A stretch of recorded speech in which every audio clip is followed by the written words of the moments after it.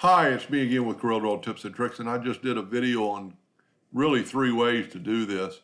But I thought if you didn't have X8 or above, and you wanted to kind of do it with the symmetry tool, you could do it this way. I'm going to get P and put it in the center of the page. I'm going to cut half of it off. I'm going to take away our line. And this is pretty cool using the clone tool. I'm going to go to edit and clone it. And then I'm going to hold down the control key and mirror it. So if you look, this is our clone curve. This is our control curve.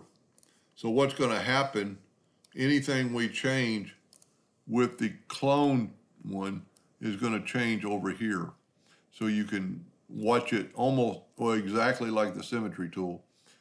Anything you do, it's going to clone it on the other side and make your shape, whatever shape you want. You can actually add a node, it'll move that in, it'll move that in. But anyway, that's like a lot easier than trying to do one and make it look symmetrical and then move it over. And just like I did on the last video, and I'm going to show you that these nodes are, well, matter of fact, those are even overlapped, which is okay because we can go here. Well, we can't weld them, but the Smart Fill tool is always going to be your best bet, because then when you left click, right click, those lines are gone and the nodes are sealed. Anyway, hope that helped. Thank you for watching.